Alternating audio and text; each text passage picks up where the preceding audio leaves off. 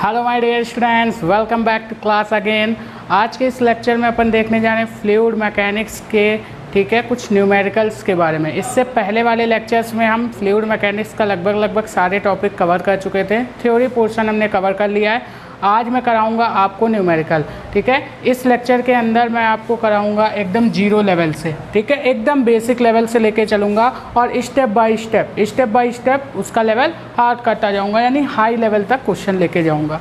Okay, इतनी बात आपको समझ में आती है ना अच्छे से। तो आज का लेक्चर आपके लिए होने वाला है बहुत ही ज़्यादा इंपॉर्टेंट, क्योंकि मैं कराने वाला हूँ फ्लूइड मैकेनिक्स के क्वेश्चंस, ठीक है। और क्वेश्चंस अगर आपने लगा लिए तो भाई साहब आपको फ्लूइड मैकेनिक्स में कोई नहीं हरा सकता, क्योंकि किसी भी कंसेप्ट को समझने के बाद उसकी प्रैक्टिस ज़रूरी है ना। कंसेप्ट को याद रखने के लिए क्या चाहिए? उसकी प्रैक्टिस चाहिए। जब हमको क्वेश्चंस अच्छे से आते होंगे, यानी कि जब हम लोग क्वेश्चन का सॉल्यूशन कई बार कर लेंगे, तो हम लोग जो कॉन्सेप्ट हम लोग पढ़ चुके हैं अपने पिछले लेक्चर में, उनको हम कई बार यूज़ कर चुके होंगे, ठीक है। तो जब एक कॉन्सेप्ट को कई बार यूज़ करेंगे तो वो कॉन्सेप्ट हमको लॉन्ग टर्म के लिए याद रहेगा। तो क्वेश्चंस किस वजह से होते हैं? हमारे कॉन्सेप्ट की प्रैक्टिस के लिए। बात समझ में आती है? तो आज हम लोग स्टार्ट करेंगे एकदम बेसिक लेवल से, जीरो लेवल से क्वेश्चन। हाँ, और यहाँ पर मैं एनसीईआरटी की आपकी पूरी सॉल्विंग कराऊंगा अच्छे से, ठीक है, और आपकी अदर बुक की भी अच्छे से सॉल्विंग कराऊंगा, यानी आपको फ्लूइड मैकेनिक्स चैप्टर एकदम अच्छे से आ जाएगा, इस बात की गारंटी मैं लेता हूँ, ठीक है। तो यहाँ पर एकदम बेसिक लेवल से स्टार्ट करने जा रहे हैं। तो आप लोग कॉपी और पेन लेके बैठिए, हमारे साथ साथ सॉल्यूशन करिएगा। अगर कॉन्सेप्ट आता है, फॉर्मूले याद हैं, तो आप क्वेश्चन साथ में करते चलिएगा। नहीं आता तो कोई बात नहीं, मैं बताऊँगा। ओके, तो चलिए स्टार्ट करते हैं अपने फर्स्ट क्वेश्चन से। तो स्टूडेंट्स देख लेते हैं अपना फर्स्ट क्वेश्चन क्या बोल रहा है। हमारा फर्स्ट क्वेश्चन देखिए, आपको इस टाइप से एक वेसल्स दिया हुआ है। इस वेसल में ये जो ऊपर वाला एरिया है ये आपको दिया हुआ है A1, ठीक है, हमने मान लिया है। ये आपको दिया हुआ है 10⁻³ मीटर स्क्वायर। ओके, नेक्स्ट आपको नीचे वाला जो एरिया आपको दिख रहा है, ये एरिया हमने A2 मान लिया है, और ये दिया हुआ है आपको 2 × 10⁻³ मीटर स्क्वायर, ठीक है। इसमें इस वेसल्स में एक लिक्विड भरा हुआ है। इस लिक्विड कॉलम की हाइट आपको दी है 0.4 मीटर। कितने दी है? 0.4 मीटर दी है। आपको फाइंड क्या करना है? इस फ्लूइड के कारण इस नीचे वाली सरफेस पे कितना फोर्स डेवलप हो रहा है वो आपको फाइंड करना है, यानी find the force on the bottom surface, ठीक है, यानी नीचे वाली सरफेस पे कितना फोर्स लग रहा है, इसका एरिया आपको गिवन है। बात समझ में आती है एकदम अच्छे से। अब देखिए यहाँ पे अगर हम लोग बात करें इस लिक्विड की, तो इस लिक्विड की डेंसिटी भी आपको गिवन है। इस लिक्विड की डेंसिटी आपको दी हुई है 900 kg/m³। कितनी दी हुई है? 900 kg/m³ दी हुई है, ठीक है। अब आपसे क्या फाइंड करना है? फोर्स फाइंड करना है। तो सिंपल सा एकदम जीरो लेवल का क्वेश्चन है, एकदम बेसिक क्वेश्चन है। अगर आपको फॉर्मूला याद है तो आप कर सकते हैं। आपको पता है फोर्स इज इक्वल टू क्या होता है? m × g होता है। इतना आप लोग जानते हैं कि नहीं जानते हैं कि इस सरफेस पे जो फोर्स लग रहा होगा इस फ्लूइड के कारण, वो कितना लग रहा होगा? परपेंडिकुलर। देखिए आपको पता है कि हमेशा जो प्रेशर जब जनरेट होता है किसी फ्लूइड पे, तो उस पर जो फोर्स लगता है वो हमेशा सरफेस के परपेंडिकुलर होता है। तो ये जो परपेंडिकुलर फोर्स इस पर लग रहा है नीचे की तरफ, उसकी वैल्यू कितनी होती है? mg होती है, ठीक है। अगर मैं प्रेशर की बात करूँ तो यहाँ पे प्रेशर आता है ρgh, ठीक है, वो आप लोग पढ़ चुके होंगे, आपने पढ़ा है पिछले लेक्चर में कि pressure due to liquid column, ठीक है। तो वहाँ पे प्रेशर, यहाँ पे हमसे क्या पूछ रहा है? फोर्स पूछ रहा है, तो हम जानते हैं ये mg होता है। इतना आप समझ गए। तो यहाँ से F = m की वैल्यू हमको लिखनी है। अब हमको यहाँ पे मास तो गिवन नहीं है, लेकिन यहाँ पे हमको गिवन क्या है? इसकी डेंसिटी गिवन है। इसकी क्या हमको गिवन है? डेंसिटी गिवन है। तो हम लोग जानते हैं स्टूडेंट्स कि मास = क्या होता है? डेंसिटी × वॉल्यूम होता है, क्योंकि हम जानते हैं डेंसिटी = मास/वॉल्यूम होता है, ठीक है। तो यहाँ से हम लोग क्या करेंगे? मास लिखेंगे। तो मास हमको जानते हैं डेंसिटी × वॉल्यूम होता है। अब हमको लिखना है होगा अगर वॉल्यूम, क्योंकि डेंसिटी तो दी हुई है, डेंसिटी यहाँ पे कितनी रख देंगे? रो, और रो की वैल्यू कितनी दी हुई है? 900 kg/m³। ओके, अब यहाँ पर हमको लिखना है वॉल्यूम। तो वॉल्यूम हम लोग जानते हैं, इसका अगर हमको एरिया पता हो और इस लिक्विड कॉलम की हाइट पता हो तो हम लोग वॉल्यूम लिख सकते हैं। वॉल्यूम हमारा क्या आ जाएगा? इस सरफेस का एरिया जिस पे हमको क्या फाइंड करना है? फोर्स फाइंड करना है। तो एरिया इनटू इसकी हाइट कितनी है वो हमको मेज़र हो जाए। ये क्या निकल के आ गया? आपका वॉल्यूम। तो इसका एरिया बॉटम सरफेस का कितना दिया है? 2 × 10⁻³ तो यहाँ पे हो जाएगा 2 × 10⁻³ इसका एरिया, इनटू हाइट कितनी दी है? 0.4 मीटर, ठीक है। तो यहाँ से 0.4 मीटर यहाँ पे हाइट रखेंगे। हाँ 0.4 मीटर यहाँ पे क्या रख देंगे, हाइट। तो ये निकल के आ गया हमारा वॉल्यूम। अब ये वॉल्यूम हम लोग कहाँ पे रख देंगे, यहाँ पे रख देंगे।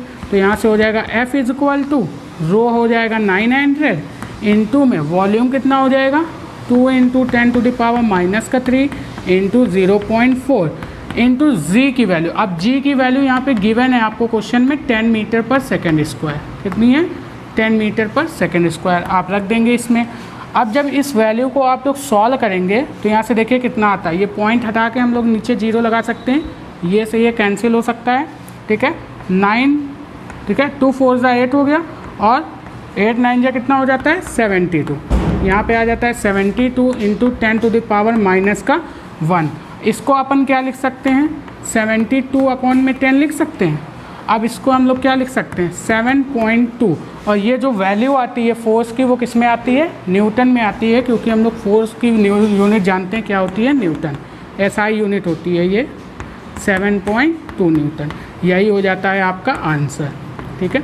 बेसिक सा फॉर्मूला था, सारा फॉर्मूले पे बेसिक सा क्वेश्चन था, ठीक है। तो इसको फटाक से नोट करिए, फिर हम लोग मूव करते हैं अपने नेक्स्ट क्वेश्चन पे।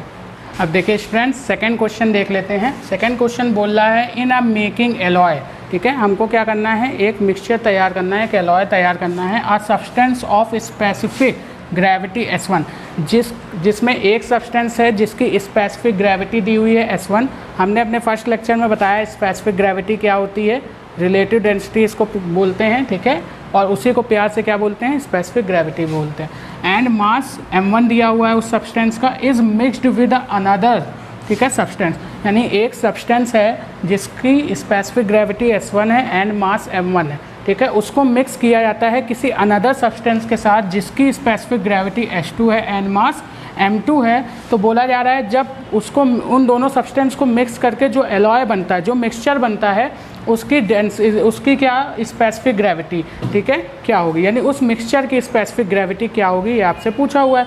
तो हमने याद करिए फर्स्ट लेक्चर में आपको बताया था डेंसिटी ऑफ मिक्सचर का कॉन्सेप्ट। उसमें मैंने बताया था अगर 2 डेंसिटी के लिक्विड हो जिनके मास अलग अलग हो, ठीक है, तो उसके लिए आपकी जो डेंसिटी आती थी, ठीक है, डेंसिटी ऑफ मिक्सचर आती थी, वो क्या आती थी m1 प्लस m2 अपॉन में m1 upon ρ1 plus m2 upon ρ2, यही तो आती थी डेंसिटी ऑफ मिक्सचर। अब यहाँ पे बात हमसे क्या कर दिया, स्पेसिफिक ग्रेविटी की बात कर दिया है। तो यहाँ पे हम लोग क्या ले लेंगे, एक कंटेनर, इसमें क्या कर देंगे 2 सब्सटेंस को मिक्स करेंगे। अब इसमें हम लोग क्या करेंगे, जिसमें स्पेसिफिक ग्रेविटी S1 है, मास m1 है, स्पेसिफिक ग्रेविटी क्या है S2 एंड मास m2 है। तो उसके लिए जो हमारी स्पेसिफिक ग्रेविटी मिक्सचर निकल के आएगी वो कितनी निकल के आएगी, इस कॉन्सेप्ट से मास m1 प्लस m2 अपॉन में m1 अपॉन में S1 प्लस m2 अपॉन में S2, यही हो जाएगा आपका आंसर। सिंपली कॉन्सेप्ट का क्वेश्चंस था, ठीक है। इसमें आपको ऑप्शंस भी दिए हुए थे। ऑप्शन क्या दिए हुए हैं मैं लिख देता हूँ यहाँ पर, ठीक है। इसको पहले आप लोग थोड़ा सा नोट कर लीजिए। ये मैंने जो बताया अभी ऑप्शन बोल देता हूँ, उसमें से कौन से ऑप्शन करेक्ट हैं वो आपको लिखना है, ठीक है। चलिए नोट हो गया ये। अब देखिए इसमें ऑप्शन क्या थे हमारे, हमने जो डेंसिटी निकाली वो देखें सही है कि नहीं है, कौन सा ऑप्शन सही है इसमें।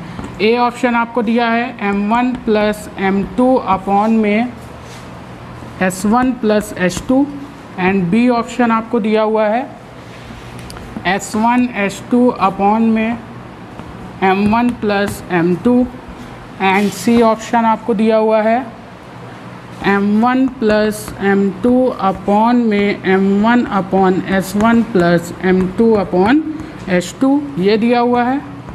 एंड डी ऑप्शन आपको दिया हुआ है m1 upon S1 plus m2 upon S2 upon में m1 प्लस m2, ये आपको दिया हुआ। तो इसमें से कौन सा ऑप्शन सही है, C option is a correct option, okay. तो ये था हमारा सेकंड क्वेश्चन जो कॉन्सेप्ट बेस्ड था, जो मैं आपको फर्स्ट लेक्चर में करा चुका हूँ, ठीक है। इसको नोट करिए फटाक से। अब देखिए नेक्स्ट क्वेश्चन देख लेते हैं। बहुत ही बढ़िया क्वेश्चन है ये हमारा, थोड़ा सा कॉन्सेप्चुअल और थोड़ा सा फॉर्मूला वाला, ठीक है। अब देखिए दे रहा है an iceberg of density 900 kg per metre cube, यानी कि आपको एक आइस क्यूब यानी आइसबर्ग दिया हुआ है, उसकी density 900 kg per metre cube है, is floating in water of density 1000 kg per metre cube. वो क्या है, एक वाटर के अंदर तैर रही है यानी फ्लोट कर रही है, जिसकी डेंसिटी क्या है 1000 kg पर मीटर क्यूब है वाटर की डेंसिटी, तो हम सभी लोग जानते हैं। The percentage of volume of iceberg outside the water, यानी कि जितना पोर्शन, जितना वॉल्यूम आपका बाहर निकला हुआ है वाटर से, ठीक है, जो डूबा हुआ है उसका परसेंटेज नहीं बताना, आपको परसेंटेज बताना है किसका, जो वॉल्यूम आपका लिक्विड से बाहर है, ठीक है, उसका वॉल्यूम बताना है। तो आप देखिए, सबसे पहले मैं डायग्राम से आपको समझा देता हूँ। मान लीजिए हमने एक कंटेनर ले लिया, ठीक है, इस कंटेनर में हमारा लिक्विड भरा हुआ है जिसका नाम है वाटर, जिसका क्या नाम है, वाटर, और इस वाटर की डेंसिटी आपको दी हुई है 1000 kg पर मीटर क्यूब, ठीक है। इसमें मैंने क्या डाल दिया है, एक आइस क्यूब डाल दिया है इस तरीके से, और इस आइस की डेंसिटी आपको दी हुई है 900 kg per metre cube, okay. अब यहाँ पे आपको क्या करना है, ये पोर्शन जितना लिक्विड से बाहर है, अब ये टिप पे तैर रही है ना एकदम। अब आपको पता है आइस क्या होती है, टिप पे तैरती है, मैं अपने पिछले लेक्चर में क्वेश्चंस करा चुका हूँ इसके बारे में, ठीक है। तो यहाँ पर इसका ये फ्लोट कर रही है, फ्लोट कर रही है, तो यहाँ पे क्या होगा, इसका कुछ पोर्शन क्या होगा, लिक्विड में होगा, और कुछ पोर्शन इसका बाहर होगा। तो जो पोर्शन, जो वॉल्यूम इसका बाहर है, इसका आपको क्या बताना है, परसेंटेज बताना है, जो बाहर वॉल्यूम है। तो आप क्या करेंगे, आपको पता है कोई बॉडी किसी लिक्विड में कब फ्लोट करती है, जब उसका बॉयंसी फोर्स इक्वल होता है उसके mg के, उसके mg के यानी उसके ग्रेविटेशनल फोर्स के, ये तो आपको पता है। अब इस बॉडी पे अगर मैं बॉयंसी की बात करूँ तो बॉयंसी होता है Fb, जो लगता है ऑलवेज ऊपर की तरफ। अगर मैं यहाँ पे बात करूँ इस बॉडी पे mg की, तो ये इसके सेंटर ऑफ मास पे लगेगा, और वो कहाँ लगेगा, mg। अब मैंने एक कॉन्सेप्ट भी बताया था कि बॉयंसी जो होता है वो ज़रूरी नहीं है कि हमेशा बॉडी के सेंटर ऑफ मास पे लगे, क्योंकि बॉडी जब पार्शियली सबमर्ज्ड होती है तो वो डिस्प्लेस्ड बॉडी के सेंटर ऑफ मास पे लगता है, ना कि फुल बॉडी के सेंटर ऑफ मास पे। बात समझ में, यानी कि यहाँ पे क्या हो रही है, बॉडी फ्लोट कर रही है, यानी कि इसका हाफ पास कुछ पार्शियली सबमर्ज्ड है ना लिक्विड में, तो यहाँ पे जो बॉयंसी लगेगी वो बॉडी के सेंटर ऑफ मास पे नहीं लगेगी, वो कहाँ पे लगेगी, डिस्प्लेस्ड बॉडी के सेंटर ऑफ मास पे लगेगी। बात समझ में, हमसे फिलहाल वॉल्यूम पूछा है तो हम क्या करेंगे, यहाँ पे बॉयंसी हम लोग जानते हैं क्या होती है, जब बॉडी पार्शियली सबमर्ज्ड होती है तो वॉल्यूम लिखते हैं हम लोग डिस्प्लेस, इनटू डेंसिटी लिखते हैं लिक्विड की, एंड जी की वैल्यू लिखते हैं। अब यहाँ पे अगर हमको m की वैल्यू लिखनी है यानी मास लिखना है, तो बॉडी का मास लिखना है तो हमको लेनी पड़ेगी बॉडी की ही डेंसिटी और बॉडी का ही वॉल्यूम लेना पड़ेगा, इनटू जी करना पड़ेगा। इतनी बात आपको समझ में आई कि नहीं आई, ठीक है। हमने मान लिया इस आइसबर्ग जो हमको आइस दी हुई है इसका टोटल वॉल्यूम हमने v मान लिया, ठीक है। अब हमको लिखना है डिस्प्लेस्ड वॉल्यूम, हमको क्या लिखना है, डिस्प्लेस्ड वॉल्यूम लिखना है। तो टोटल वॉल्यूम अगर इसका v है तो हमने बोल दिया इसका जो बाहर निकला हुआ वॉल्यूम है इसको मैंने मान लिया है v आउट। बात समझिएगा, जो बाहर निकला हुआ वॉल्यूम है उसको मैंने क्या मान लिया है, v आउट, ठीक है। और टोटल वॉल्यूम कितना है, v है। तो टोटल अगर हमको इस बाहर वाले वॉल्यूम की वैल्यू चाहिए तो मैं क्या करूँगा, टोटल वॉल्यूम में से जितना वॉल्यूम बाहर है उसको मैं क्या कर दूँगा, सब्ट्रैक्ट कर दूँगा, तो डिस्प्लेस की वैल्यू आ जाएगी। बात समझ में आती है। तो मैं क्या करूँगा, टोटल वॉल्यूम है हमारा v, अब हमको लिखना है vd की वैल्यू। तो यहाँ देखिए टोटल वॉल्यूम है v और बाहर निकला हुआ कितना है, v आउट। तो v में से अगर मैं बाहर वाला वॉल्यूम माइनस कर दूँगा तो ये vd की वैल्यू अपन को मिल जाएगी। बात समझ में आ रही। अब मैं vd की जगह पर यहाँ पे क्या रख दूँगा, अब यहाँ देखिएगा ध्यान से, इधर ही कर देता हूँ। अब देखिए vd की जगह पर मैं रख दूँगा v माइनस का v आउट, ठीक है, इनटू में रो एल यानी डेंसिटी ऑफ लिक्विड। लिक्विड की डेंसिटी कितनी है, 1000। अब मैं यहाँ पे डेंसिटी लिख देता हूँ 1000 इनटू में g इक्वल टू में mg। जब मैं लिखूँगा तो डेंसिटी किसकी लिखूँगा, बॉडी की लिखूँगा, और आइस की डेंसिटी कितनी है 900। तो 900 इंटू वॉल्यूम, वॉल्यूम किसका लिखूँगा, पूरी बॉडी का लिखूँगा, तो पूरी बॉडी का वॉल्यूम कितना है, v है, ओके। अब यहाँ पे g की वैल्यू लिख दूँगा। अब मैं क्या करूँगा, यहाँ से कुछ शहीद करूँगा। अब देखिए g से g शहीद हो जाएंगे क्योंकि बॉर्डर में है, इक्वल साइन है, आराम से शहीद हो जाएंगे, सेम टर्म है। अब यहाँ से अगर मैं बात करूँ, ठीक है, तो मैं थोड़ा सा इसको रफ करता हूँ। अब देखिए यहाँ पे अगर मैं बात करूँ तो यहाँ आ जाता है v minus v out into 1000 equal to में 900 v इतना आता है। अब मैं जब यहाँ पे 1000 का मल्टीप्लाई अंदर करूँगा तो यहाँ पे हो जाएगा 1000 v माइनस का v आउट इक्वल टू में हो जाएगा 900 v।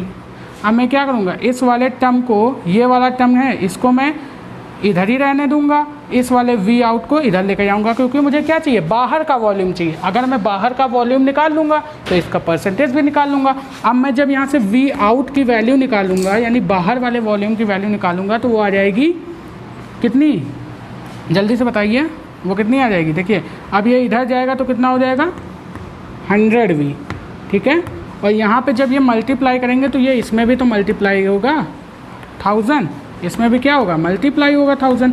अब देखिए ये से 2 0 ये कैंसिल हो जाएंगे, तो जो v आउट की वैल्यू अपन की आएगी वो कितनी आ जाएगी, v/10 कितनी आ जाएगी, टोटल वॉल्यूम का 10, ठीक है। अब मुझे क्या करना है, इसका परसेंटेज निकालना है। तो अगर मैं ये जो बाहर निकला हुआ वॉल्यूम है इसको टोटल वॉल्यूम से डिवाइड कर दूं और क्या कर दूं, 100 से मल्टीप्लाई कर दूं, तो ये क्या आ जाएगा, हमारा परसेंटेज निकल के आ जाएगा। तो यहाँ पे देखिए v आउट अपॉन में v इक्वल टू में लिख सकता हूँ 1/10। अब मुझे क्या निकालना है, परसेंटेज निकालना है ना। तो यहाँ पे मैं अगर क्या कर दूँगा, बाहर वाले वॉल्यूम को टोटल वॉल्यूम से डिवाइड करके और 100 से मल्टीप्लाई कर दूँगा, तो ये आ जाएगा हमारा परसेंटेज। ये किस में आएगा, परसेंटेज में। अब यहाँ से 0 से 0 कैंसिल हो गया, तो जो हमारा बाहरी वॉल्यूम होगा वो कितना परसेंट बाहर निकला हुआ है, 10% बाहर निकला हुआ है। बात समझ में आती है आपको, कितना परसेंट बाहर निकला हुआ है, 10% बाहर निकला हुआ है। ये हो गया हमारे इस क्वेश्चन का सॉल्यूशन। समझ में आया ना अच्छे से, अच्छा क्वेश्चन था ना। तो इस पर आप लोग लगा लीजिए स्टार, बढ़िया क्वेश्चन था। कोई डाउट हो तो कमेंट बॉक्स में आप हमसे पूछ सकते हैं, ओके, नोट करिए इसको।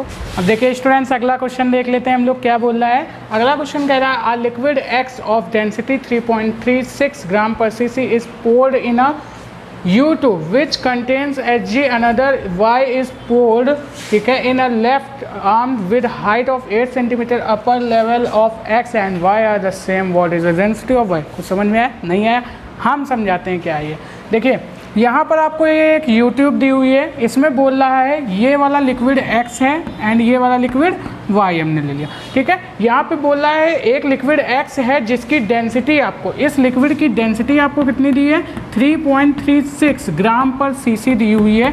और आपसे बोल रहा है कि इसको एक कंटेनर, एक U ट्यूब में डाला जाता है जो कि जिसमें भरा हुआ है आपका Hg, जिसमें क्या भरा हुआ है, Hg यानी कि मरकरी भरा हुआ है। इसमें एक 3.36 ग्राम का, ठीक है, कोई लिक्विड डाला जाता है, ठीक है, जिसकी डेंसिटी ये है, वो लिक्विड इसमें डाला जाता है कितने सेंटीमीटर हाइट तक, 10 सेंटीमीटर हाइट तक। ये आपको डायग्राम में गिवन है। अब आपसे बोल रहा है इसके लेफ्ट साइड से, लेफ्ट आर्म में एक लिक्विड डाला जाता है Y, एक लिक्विड डाला जाता है Y कितने सेंटीमीटर तक, हाइट तक, 8 सेंटीमीटर हाइट तक डाला जाता है। अब आपसे बोल रहा है यहाँ पे क्या है, पूरा ये मरकरी है। अब आपसे बोल रहा है ये जो 8 सेंटीमीटर हाइट तक डाला जाता है, तो इसकी जो X लिक्विड है एंड Y लिक्विड है, इसका जो अपर पार्ट है, यानी जो अपर सरफेस है, वो दोनों क्या है, इक्वल है, यानी कि सेम लेवल पे हैं। तो आप हमको बताइए कि इस Y वाला लिक्विड जो हमने इस कॉलम में डाला है, इसकी डेंसिटी क्या होगी। बात समझ में आ रही है, यानी कि जो Y वाले लिक्विड की डेंसिटी क्या होगी, ये आपसे पूछा हुआ है। तो आप जानते हैं भाई साहब कि अगर ये इसके अपर लेवल क्या है, सेम है, अगर इसके अपर लेवल क्या है, सेम है, और ये 10 सेंटीमीटर है, ये कितना है, 8 सेंटीमीटर है, तो मैं अगर यहाँ पे बोलूँ तो मैं एक चीज़ का कॉन्सेप्ट जानता हूँ कि भाई साहब अगर किसी कंटेनर में लिक्विड है और मुझे सेम लेवल पे प्रेशर लिखना हो तो वो इक्वल होता है। तो हमने क्या किया, यहाँ पर एक पॉइंट मान लिया A, यहाँ पे पॉइंट क्या मान लिया, A मान लिया, ठीक है। यहाँ पर इसी सेम लेवल पे इसका सेम लेवल लेंगे, इस तरीके से सेम लेवल लीजिए भाई साहब, सेम लेवल लिए, ये कहीं यहाँ आया, इस सेम लेवल पे एक पॉइंट हमने मान लिया क्या, A, ठीक है। यहाँ सॉरी, यहाँ पे पॉइंट क्या मान लिया, B, ये पॉइंट A माना, ये पॉइंट क्या मान लिया, B मान लिया, सेम लेवल पे। तो भाई साहब अगर ये टोटल हाइट h है, सॉरी टोटल हाइट कितनी है, 10 सेंटीमीटर, अगर ये टोटल हाइट 10 सेंटीमीटर है, ये हाइट 8 सेंटीमीटर है, तो ये जो हमारी जहाँ पे हमने B पॉइंट मेज़र किया है, ये इतनी हाइट कितनी होगी, 2 सेंटीमीटर, क्योंकि भाई टोटल 10 है तो सेम लेवल पे होगा, तो अगर ये 10 सेंटीमीटर है तो ये भी तो 10 सेंटीमीटर होना चाहिए। तो अगर इतनी 8 है तो इतनी कितनी हो जाएगी 2 सेंटीमीटर। बात समझ में आ रही है, एकदम अच्छे से आती है। तो ये हो गया 2 सेंटीमीटर। अब अपन को पता है सेम लेवल पे प्रेशर क्या होता है, सेम, तो हम बोलेंगे pressure at A point equal to हो जाएगा प्रेशर एट बी पॉइंट, पता है। अब आपको पता है यहाँ पे प्रेशर क्या होते हैं, रो जी एच होता है। अगर इसकी हाइट दी हो और अगर किसी पॉइंट पे आपको प्रेशर पूछा गया हो तो आप जानते हैं pressure due to liquid column क्या होता है, रो जी इंटू एच होता है। तो आप अगर ए पॉइंट पे प्रेशर लिखेंगे, यहाँ से मैं डेंसिटी रफ कर दूँ इसको। अब देखिए यहाँ पर जब आप ए पॉइंट पे प्रेशर लिखेंगे तो ए पॉइंट पे प्रेशर क्या आएगा, इसके कारण rho into G into H आएगा। यहाँ की एच कितनी दी है 10 सेंटीमीटर, इक्वल टू अगर आप बी पॉइंट पे प्रेशर लिखेंगे तो यहाँ पे कितना लिखेंगे, rho into G into H लिखेंगे, ठीक है। लेकिन ये रो जी एच सेम नहीं है, ये काटिएगा नहीं, ये अलग डेंसिटी का लिक्विड है, ये अलग डेंसिटी का लिक्विड है। ये है हमारी डेंसिटी ऑफ वाई, ये है हमारी डेंसिटी ऑफ एक्स, यानी ये एक्स डेंसिटी का लिक्विड है एंड ये वाई डेंसिटी का लिक्विड है। बात समझ में आई। वाई वाली की डेंसिटी को हमने क्या मान लिया, रो वाई, और इसी की वैल्यू हम अपन को फाइंड करनी है। अब देखिए यहाँ पे क्या करेंगे, हाइट इसकी दी हुई है हमको 10 सेंटीमीटर और इसकी डेंसिटी कितनी दी है, एक्स लिक्विड की डेंसिटी दी है अपन को 3.36, ये ग्राम पर सीसी में है तो ग्राम पर सीसी में ही आंसर इसका निकालेंगे अपन लोग, ठीक है। इनटू जी इंटू एच कितना है 10 सेंटीमीटर, तो इसको 10 सेंटीमीटर ही रखेंगे क्योंकि हमको आंसर किस में लिखाना है, ग्राम पर सीसी में। सारी हमको किस में दी हुई है, CGS यूनिट।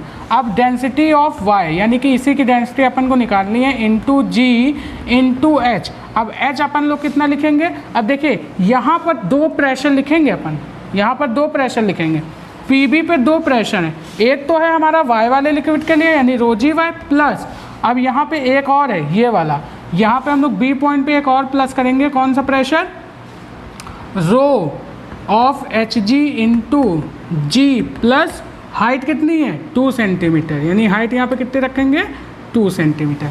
बात समझ में आ रही है। अरे भाई साहब इतने में तो आपका वाई वाला लिक्विड है और इधर यहाँ पे जो बी पॉइंट माना जहाँ पे 2 सेंटीमीटर हाइट है यहाँ पे तो आपका मरकरी है ना, ये टोटल क्या है आपका मरकरी, और मरकरी की डेंसिटी आप लोग जानते हैं कितनी होती है 13.6 ग्राम पर सीसी होती है, याद रखिएगा, ठीक है। 13.6 ग्राम पर सीसी, सीसी का मतलब क्यूबिक सेंटीमीटर होता है। अब यह 2 सेंटीमीटर के लिए मरकरी है तो मरकरी वाला लिक्विड लिखेंगे प्रेशर लिखने के लिए ना। अब देखिए यहाँ पर हम लोग क्या करेंगे, इंटू एच, एच कितना है 8 सेंटीमीटर, प्लस में यहाँ पे लिखेंगे कितना, डेंसिटी ऑफ मरकरी अपन को पता है 13.6 इंटू जी, ठीक है, और यहाँ पे इंटू रहेगा ना, इंटू 2 सेंटीमीटर। इतनी बात आपको समझ में आई कि नहीं, कोई डाउट हो तो कमेंट बॉक्स में जल्दी से बताइए हमको क्या डाउट है, ठीक है। अब यहाँ पे देखिए डेंसिटी ऑफ वाई निकालनी है। अब यहाँ से आपको एक चीज़ कॉमन दिख रही है ना, जी जी दोनों तरफ कॉमन दिख रहा है, ये जी ये जी ये जी, मतलब कि यहाँ पे प्लस में कॉमन लेके जी से जी शहीद हो गया। अब देखिए यहाँ पे 3.36 इंटू 10 इक्वल टू में रो वाई इंटू 8 प्लस में 13.6 इंटू 2, इतना आपको समझ में आया, समझ गया ना। अब जब इसका आप मल्टीप्लिकेशन करेंगे तो कितना आएगा, देखिए यहाँ आ जाएगा 8 रो वाई इक्वल प्लस में 27.2, जब आपने इसका मल्टीप्लिकेशन किया, ये किस में आता है सेंटीमीटर में, और यहाँ पे ये प्लस का साइन आता है। अब जब इसका मल्टीप्लिकेशन करेंगे तो आ जाएगा 33.6, बात समझ में आती है। अब देखिए कहाँ, अब देखिए यहाँ पे क्या करेंगे, अब यहाँ पर इसको लेके आएंगे इधर, रो वाई की वैल्यू निकालनी है, पहले इधर इतना समझ में आया, अब मैं इधर कर देता हूँ, रो वाई की वैल्यू निकालनी है तो 8 रो वाई इक्वल टू आप लिख सकते हैं 33.6 माइनस 27.2। अब रो वाई को अकेला कर देंगे तो 33.6 माइनस 27.2 अपॉन में 8। अब ये जो टोटल वैल्यू आप सॉल्व करते हैं ना, जब आप टोटल वैल्यू सॉल्व करेंगे तो यहाँ पे जो रो वाई की वैल्यू निकल के आती है वो 0.8 ग्राम पर सीसी निकल के आती है, ये हो जाता है आपका आंसर। बात समझ में आई। अगेन एक गुड क्वेश्चन था, ये अच्छा क्वेश्चन था, ध्यान में रखिएगा, ठीक है। इस टाइप के क्वेश्चन हमसे पूछे जाते हैं। समझ में आ रही है ना चीज़ें, मज़ा आ रहा है? मज़ा आ रहा है तो भाई वीडियो को लाइक ज़रूर कर देना, अपने दोस्तों में शेयर कर देना, और अगर नए हैं तो चैनल को सब्सक्राइब करना, क्योंकि और भी बेहतरीन ढांसू क्वेश्चन कराने वाला हूँ मैं यहाँ पे, ठीक है? तो जल्दी से इसको नोट करिए। चलिए नेक्स्ट क्वेश्चन देख लेते हैं स्टूडेंट्स अपन लोग। देखिए ये क्या बोल रहा है question, there is a hole in a bottom tank having water, if total pressure of bottom is 3 atm then the speed of water flowing through the hole. यानी आपसे बोला है एक कंटेनर, एक टैंक है, ठीक है, जिसमें नीचे से आपको क्या दिया है, बॉटम में एक होल दिया हुआ है जहाँ से वाटर फ्लो कर रहा है, जहाँ से वाटर क्या कर रहा है, फ्लो कर रहा है, वाटर से भरा हुआ एक टैंक है, ठीक है। तो आपसे बोल रहा है यहाँ से एक होल है जिसमें से वाटर क्या हो रहा है, बाहर निकल रहा है, ठीक। यहाँ पर आपको टोटल प्रेशर जो दिया हुआ है बॉटम पॉइंट पे, टोटल प्रेशर कितना है, 3 atm दिया हुआ है। तो आपको बताना है कि इस बॉटम से जो वाटर है वो कितनी स्पीड से निकल रहा है, आपको स्पीड बतानी है। तो आप क्या करेंगे, यहाँ पे अप्लाई करेंगे Bernoulli theorem, apply Bernoulli theorem, ठीक है। तो जैसे ही आप बर्नौली थ्योरम अप्लाई करेंगे वैसे ही आप लोग क्या करेंगे, जैसे ही बर्नौली थ्योरम आप अप्लाई करेंगे तो क्या होती है Bernoulli theorem, P1 plus half rho V1 square is equal to constant, यही तो होता है, ठीक है। रो जी एच वाला टर्म अगर हम लोग हाइट सेम ले रहे हैं तो रो जी एच वाला टर्म कैंसिल हो जाता है, ठीक है। अब यहाँ से क्या बोल रहा है कि जो बॉटम लेवल है यहाँ पे टोटल प्रेशर आपको दिया हुआ है। अब भैया यहाँ पे हमने वेलोसिटी क्या मानी, यहाँ पे अगर वेलोसिटी 0 है, अभी क्या है इनिशियली अगर मैं बात करूँ तो यहाँ पे वेलोसिटी V1 क्या है, 0, यानी कि यहाँ पे अगर मैं काइनेटिक एनर्जी की बात करूँ तो काइनेटिक एनर्जी क्या होगी, 0 होगी। तो यहाँ पे अगर मैं प्रेशर की बात करूँ, यहाँ एक पॉइंट A ले लूँ, यहाँ पे एक पॉइंट B ले लूँ, तो यहाँ पे अगर मैं प्रेशर की बात करूँ तो प्रेशर होगा P1 प्लस वेलोसिटी यानी काइनेटिक एनर्जी की बात करूँगा तो यहाँ पे काइनेटिक एनर्जी 0 हो जाएगी, इक्वल टू अगर मैं फाइनल पॉइंट पे बात करूँ तो यहाँ प्रेशर हो जाएगा P2 प्लस यहाँ पे अगर मैं काइनेटिक एनर्जी की बात करूँगा तो कितना हो जाएगा, अगर ये मान लिया हमने V वेलोसिटी से फ्लो कर रहा है तो यहाँ से जो वेलोसिटी जो काइनेटिक एनर्जी आ जाएगी वो आ जाएगी हाफ रो V स्क्वायर। बात इतनी समझ में आती है आपको, ये 0 लिखा हुआ है। अब देखिए यहाँ पे अगर मैं मुझे डिफरेंस निकालना है तो P1 minus P2 equal to में क्या हो जाएगा, हाफ रो V स्क्वायर। अब मैं जानता हूँ ए पॉइंट पे जो एटमॉस्फेयर के कारण जो प्रेशर होता है, यहाँ पे खुला कंटेनर तो हमने मान लिया 1 atm, ठीक है। कितना प्रेशर है यहाँ पे, ए पॉइंट पे 1 atm।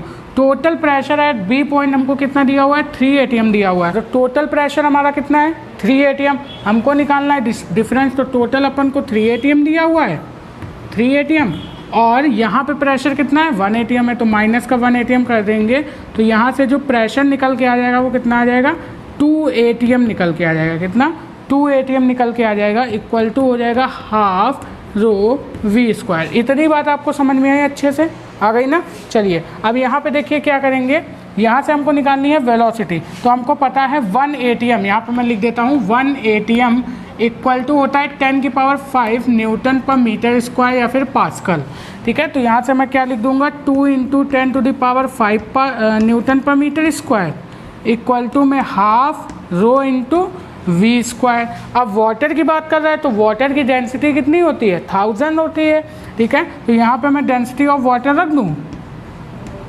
1000 × V square. अब मैं यहाँ से क्या करूँगा, ये 3 और ये कैंसिल हो गया, 2 2 सा कितना होता है, 4 होता है, तो यहाँ से हो गया 400 इक्वल टू में V स्क्वायर। अब यहाँ से जब मैं V की वैल्यू निकालूंगा तो वो आ जाएगी √400, ठीक है। तो कौन सा आंसर हो जाएगा आपका, ये वाला आंसर हो जाएगा। यहाँ पे स्पीड की बात कर रहा था ना, ये गड़बड़ हो गया, ये सेकंड स्क्वायर नहीं होगा, मीटर पर सेकंड होगा, ठीक है। तो यहाँ पे क्या हो जाएगा, first option is correct option, 400 metre per second under root में, ये आ गया आपका आंसर। कोई दिक्कत। अब देखिए मैं फिर से बता दे रहा हूँ, यहाँ पे हम लोग क्या करेंगे, अप्लाई करेंगे सिंपल से, यहाँ पे डिफरेंस 2 पॉइंट मानेंगे, सीधे अप्लाई कर देंगे बर्नौली थ्योरम, क्योंकि अपन को क्या निकालनी थी, वेलोसिटी दिया था प्रेशर, तो प्रेशर और वेलोसिटी में केवल रिलेशन दिया हो तो हम किससे निकाल सकते हैं, वेलोसिटी निकाल सकते हैं बर्नौली थ्योरम का अप्लाई करके। ओके, तो नोट करिए इसको। चलिए स्टूडेंट्स अब बात कर लेते हैं अपने नेक्स्ट क्वेश्चन की। अगेन बेहतरीन क्वेश्चन आने वाला है, तो भैया इस पर लगा लीजिए आप लोग स्टार, या फिर लिख सकते हैं आप गुड क्वेश्चन, ठीक है। बेहतरीन सा क्वेश्चन, देखिए लैंग्वेज नहीं है लेकिन थोड़ा सा मैं लैंग्वेज आपको समझा देता हूँ क्या है। डायग्राम दिया हुआ है आपको इस टाइप से, ठीक है। आपको ऐसा एक कंटेनर दिया हुआ है जिसमें भरा हुआ है फ्लूइड, ठीक है। ये कोई लिक्विड भरा हुआ है और ये लिक्विड की हाइट आपको कितनी दी हुई है, h हाइट तक भाई साहब लिक्विड भरा हुआ है। इसके बॉटम में क्या कर दिया जाता है, एक होल कर दिया जाता है। इस टाइप से इसके बॉटम में क्या कर दिया जाता है, एक होल कर दिया जाता है जहाँ से वाटर फ्लो कर रहा है। आपको क्या बताना है, यहाँ का एरिया अगर आप स्मॉल ए मान लें, यहाँ का एरिया अगर आप कैपिटल ए मान लें, तो आपको बताना है find the time taken to empty the vessel. यानी कि ये वेसल जो है, ये जो कंटेनर है जिसमें फ्लूइड भरा हुआ है, इसको खाली होने में कितना टाइम लगेगा, ये आपको क्या करना है, फाइंड करना है। ठीक है, तो आप जानते हैं भाई साहब, अगर इस पॉइंट, यहाँ पे एक पॉइंट मान लें जिसका एरिया ए है, यहाँ पे एक पॉइंट है जिसका एरिया स्मॉल ए है। हमने मान लिया यहाँ पे जो वाटर फ्लो हो रहा है इसकी वेलोसिटी कितनी है, v है, हमने मान लिया। आपको क्या निकालना है, टाइम निकालना है कि कितने टाइम में ये वेसल खाली हो जाएगा। तो आप बोलेंगे, यहाँ पे देखिए, आप एक कॉन्सेप्ट याद करिए। आपको पता है कि आप एक पॉइंट से, अगर आप याद करें थोड़ा सा मास फ्लो रेट जो मैंने पढ़ाया था इक्वेशन ऑफ कंटिन्यूटी में, तो मैंने वहाँ पे क्या बताया था, जितना मास पर सेकेंड एक एंड से एंटर करेगा उतना ही मास पर सेकंड दूसरे एंड से बाहर जाएगा। तो अगर मैं बात करूं यहाँ पर, तो यहाँ पर अगर मैं पॉइंट ए मानूं और यहाँ पर अगर मैं पॉइंट बी मानूं, तो मैं अगर बात करूं यहाँ पे कि जितना वॉल्यूम का वाटर ए पॉइंट से बाहर निकलेगा उतना ही वॉल्यूम का वाटर इस पॉइंट से कम भी तो होगा। नहीं समझे भैया, मास फ्लो रेट में ही तो बता रहा हूँ। इसी तरह मैं वॉल्यूम की बात कर रहा हूँ। अगर मैं इसको वॉल्यूम से रिलेट करूँ तो मैं ये बोलूँगा, जितना यहाँ ए पॉइंट से जितना वाटर कम होगा, बी पॉइंट से उतना ही वाटर तो बाहर निकलेगा। यानी मैं लिख सकता हूँ dv1/dt इक्वल टू मैं dv2/dt लिख सकता हूँ, लेकिन नहीं लिख सकता हूँ भाई, ये मास फ्लो रेट ही तो लिखी है। बात समझ में आ रही है? तो याद करिए आप इक्वेशन ऑफ कंटिन्यूटी, वहाँ से क्या निकल के आई थी, इक्वेशन ऑफ कंटिन्यूटी। तो यहाँ पे हम लोग क्या करेंगे, अप्लाई इक्वेशन ऑफ कंटिन्यूटी। जब equation of continuity upon apply करेंगे तो यहाँ से क्या जानते हैं, इक्वेशन ऑफ कंटिन्यूटी होती है a1v1 equal to a2 into v2, यही तो होती है। अब यहाँ से अगर बात करें तो यहाँ पे एरिया अगर मैं बात करूँ तो यहाँ ए पॉइंट पे एरिया कितना है, ए। वेलोसिटी की अगर मैं बात करूँ तो यहाँ पे वेलोसिटी में कितनी लिखूँगा, सॉरी यहाँ पे अगर मैं बात करूँ ए, अगर मैं यहाँ पे वॉल्यूम में मान लेता हूँ इसका v2 और यहाँ पे वॉल्यूम मान लेता हूँ v1, ठीक है, ये वॉल्यूम है ना कि वेलोसिटी। और यहाँ पे जो होती है वो क्या होती है, वेलोसिटी होती है। तो मैं अगर ए पॉइंट, इस पॉइंट पे बात करूँ तो इसका एरिया कितना है, इसको मान लेता हूँ मैं ए पॉइंट, इसको मान लेता हूँ मैं बी पॉइंट। ठीक है, समझिएगा बात को, इसको मैंने मान लिया ए पॉइंट, इसको बी। तो अगर मैं ए पॉइंट पे बात करूँ तो इसका एरिया स्मॉल है, इंटू वेलोसिटी की अगर मैं बात करूँ तो √2gh। Velocity of A flux जानते हैं ना, किसी होल से पानी निकलता है तो क्या होती है, √2gh। अब भाई साहब यहाँ पे क्या हो रहा है, वाटर कम हो रहा है, वाटर कम हो रहा है ना। तो अगर मैं एक पर्टिकुलर हाइट के लिए लिखना चाहूँ तो यहाँ पर एरिया कितना होगा, इस पॉइंट पे ए होगा। और वेलोसिटी की अगर मैं बात करूँ, अगर मैं किसी पर्टिकुलर पॉइंट पे वेलोसिटी लिखना चाहूँ तो क्या मैं यहाँ पे लिख सकता हूँ, नहीं लिख सकता हूँ। तो मैं क्या यहाँ पे एक जनरल हाइट मेजर कर सकता हूँ, वाई। नई बात समझ में आई आपको, बिल्कुल नहीं समझ में आ रही ना भाई साहब, फिर से समझिए। यहाँ पे एक कंटेनर है, कंटेनर में वाटर भरा हुआ है, यहाँ पे क्या है, एक होल है जहाँ से पानी निकल रहा है। आपको टाइम बताना है कि कितने टाइम में ये वाटर वेसल खाली हो जाएगा पूरा। ठीक है, तो आप बोलेंगे भाई साहब यहाँ से पानी क्या हो रहा है, कम हो रहा है, पानी कम हो रहा है, तो यहाँ से इसकी हाइट भी क्या होती जा रही, धीरे धीरे कम होती जा रही ना। तो मैं एक जनरल हाइट मान लूँ वाई, मैं बोल रहा हूँ एक जनरल हाइट वाई है जिस पे क्या हो रहा है, ये वाटर बार बार, मतलब कि जिससे ये वाटर कम हो रहा है, वाई हाइट से ये वाटर कम हो रहा है। तो मैं यहाँ पे ऐसा नहीं बोल सकता हूँ कि ये वेलोसिटी जो होगी वो dy/dt होगी, यानी कि पर सेकंड इसकी हाइट क्या होती जा रही है, कम होती जा रही है। तो मैं अगर यहाँ पे वेलोसिटी की रेट लिखना चाहूँगा तो क्या लिखूँगा, dy/dt लिखूँगा। इतनी बात समझ में आई। अब मैं यहाँ पे क्या करूँगा, अप्लाई करूँगा इक्वेशन ऑफ अब मैं अप्लाई करूँगा यहाँ पे इंटीग्रेशन। अब यहाँ पे अगर मैं बात करूँ तो यहाँ पे जो हाइट लिखूँगा पर्टिकुलर, क्या वो वाई हो जाएगी, क्योंकि यहाँ पे हाइट, ये तो सरफेस की हाइट थी ना कि सरफेस से कितनी हाइट है पानी तक, लेकिन पानी जब फ्लो हो रहा है तो मैंने एक जनरल हाइट मान ली वाई, कि पर सेकंड वाई हाइट पे पानी क्या हो रहा है, बह रहा है। मतलब कि वाई हाइट है जो हमारी जनरल हाइट है जिस पे पर सेकंड क्या हो रहा है, वाटर v वेलोसिटी से बह रहा है, इसकी रेट ये हो जाएगी। बात समझ में आ गई।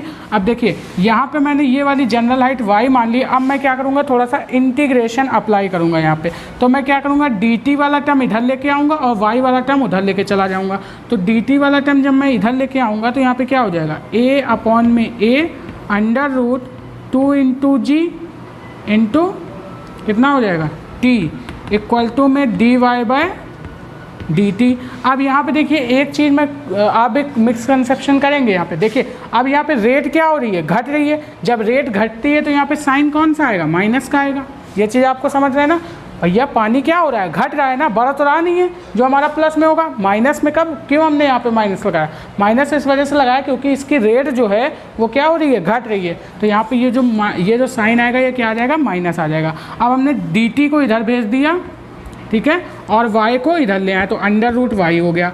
अब मैं यहाँ पे क्या करूँगा, साफ का प्रयोग, यानी यहाँ पे मैं क्या लगाऊंगा, इंटीग्रेशन। जब अपन यहाँ पे इंटीग्रेशन अप्लाई करेंगे तब देखिए क्या होगा, a अपॉन में a under root 2g into में इंटीग्रेशन dt इक्वल टू में यहाँ से क्या आ जाएगा, minus integration dy by under root y। अब भाई साहब मुझे क्या अप्लाई करना है, यहाँ b पॉइंट से ये घटता जा रहा है, मुझे टाइम निकालना है। तो क्या मैं यहाँ पे लिमिट अप्लाई करूँगा, जैसे ही साफ का प्रयोग वैसे क्या आया, लिमिट आई। अब मैं अगर बात करूँ तो यहाँ पे टाइम की बात करूँ तो मैं बोलूँगा 0 सेकेंड से। टाइम क्या है, मैंने बोला ये t टाइम में पूरा वेसल खाली हो गया। हमने बोला यहाँ पे जो टाइम लगा इसको t लगा, तो मैं लिमिट क्या बोलूँगा, 0 से t, यही तो बोलूँगा कि 0 टाइम से t टाइम में ये क्या हो गया, पूरा खाली हो गया। अब मैं बात करूँगा अगर यहाँ पर y की, ठीक है, यानी हाइट की अगर मैं बात करूँगा तो हाइट में क्या बोलूँगा, h से 0, कि 0 से h क्या होगा, h से 0 होगा, क्योंकि भाई कम हो रही है ना हाइट। बात समझ में आ रही है, यहाँ पे क्या होगा, h से 0 होगा। अगर आप 0 से h कर देंगे ना तो यहाँ पे उल्टा हो जाएगा, फिर आप बोलोगे सर टाइम निगेटिव आ रहा है। टाइम कैसे निगेटिव, टाइम तो निगेटिव हो नहीं सकता। भाई साहब आपने लिमिट उल्टी रख दी होगी। अगर आपने 0 से h रखा ना तो इसका मतलब क्या है भाई, पहले हमारी हाइट क्या थी वाटर कॉलम की, 0 थी, अब h हो गई। ये तो आपने उल्टी लिमिट रख दी ना, जबकि हो क्या रहा है, पहले वाटर कॉलम की हाइट h थी, अब हो जा रही है 0। बात समझ में आ रही है। तो मैं जो लिमिट रखूँगा वो क्या रखूँगा, h से 0 रखूँगा। अब जब मैं इसको इंटीग्रेट करूँगा तो हो जाएगा a अपॉन में a अंडर रूट 2g। भाई साहब इंटीग्रेट करना सबको आता है। अब देखिए dt अगर हो कहीं पे dt का इंटीग्रेशन इस तरीके से करना हो तो इसका इंटीग्रेशन आ जाता है t, ये तो सबको मालूम होगा। इक्वल टू में जब मैं अंडर रूट y का करूँगा तो मैं जानता हूँ यहाँ पर हो जाएगा y की पावर -1/2, और जब y की पावर -1/2 करेंगे तो +1 अपॉन में 1/2 माइनस प्लस का 1, यही तो हो जाएगा। तो यहाँ से मैं क्या लिख सकता हूँ, यहाँ से मैं लिख सकता हूँ 2√y, और लिमिट कहाँ से कहाँ तक, h से 0 तक। अब मैं जब लिमिट अप्लाई करूँगा यहाँ पे तो हो जाएगा a अपॉन में a under root 2g into में t इक्वल टू में 2 बाहर ले लिया। अब यहाँ पे कितना आ जाएगा, 0, और यहाँ पे अंडर रूट h आ जाएगा, और ये माइनस का साइन गायब हो जाएगा। देखिए यहाँ पे माइनस का साइन चल रहा था, अब देखिए जब 0 माइनस का करेंगे, देखिए यहाँ 0 माइनस का अंडर रूट h आएगा, और ये माइनस माइनस मल्टीप्लाई करके इसको प्लस कर देगा। इतनी बात समझ में आ गई। अब देखिए यहाँ से हमको क्या निकालनी है, t की वैल्यू निकालनी है। तो t इज इक्वल टू, यहाँ पे देखिए ये इसको मैं लिख सकता हूँ √2 इंटू √2 से √2 कैंसिल हो गया। अब देखिए यहाँ पे आ जाएगा आपका t इज इक्वल टू में, सही लिखा हूँ ना, हाँ, t इज इक्वल टू में आपका आ जाएगा a अपॉन में a अंडर रूट के अंदर 2h अपॉन में g। अब देखिए a अपॉन में एरिया क्या है, ये एरिया हमारा रेशो है, तो यहाँ पे एरिया कैंसिल हो जाएगा, इसकी डायमेंशन क्या आ जाएगी, एरिया कैंसिल हो जाएगा, और टाइम क्या होता था हमारा √2h/g, यही आपका आंसर हो जाता है। बात समझ में आई। टाइम की यूनिट क्या आ जाएगी, सेकंड, क्योंकि यहाँ पे ये भी एरिया दोनों क्या हो जाएंगे, दोनों की डायमेंशन कट हो जाएगी। ठीक है, बात समझ में आ गई। तो इस तरीके से आप क्या निकाल सकते हैं, टाइम निकाल सकते हैं कि कितने टाइम में ये वेसल खाली होगा। तो a अपॉन में a अंडर रूट 2h/g। ठीक है, सिंपल सा आंसर आता है, कहीं कोई दिक्कत नहीं होती, बस छोटा सा इंटीग्रेशन यूज़ करना था, इसी वजह से थोड़ा सा कॉन्सेप्चुअल बन जाता है और अच्छा सवाल बन जाता है। बात समझ में आ गई, नोट करिए इसको। चलिए स्टूडेंट्स, तो आज की सभा बस यहीं पे समाप्त करते हैं। बाकी मिलेंगे नेक्स्ट लेक्चर में और भी अच्छे क्वेश्चंस के साथ फ्लूइड मैकेनिक्स के। तो आप अगर हमारा अगला लेक्चर देखना चाहते हैं और हमारे चैनल पे नए हैं तो हमारे चैनल को जल्दी से सब्सक्राइब कर लीजिए। अगर वीडियो में मज़ा आया हो, वीडियो अच्छी लगी हो, सारे कॉन्सेप्ट समझ में आए हों तो वीडियो को जल्दी जल्दी लाइक करिए और शेयर करिए। कोई भी डाउट हो तो आप हमसे कमेंट बॉक्स में पूछ सकते हैं, उसका आंसर मैं आपको कमेंट बॉक्स के थ्रू या अपने अगले लेक्चर में दे दूँगा। Okay, done. चलिए आज के लिए बस इतना ही, बाकी मिलेंगे नेक्स्ट लेक्चर में। तब तक के लिए best of luck, bye bye.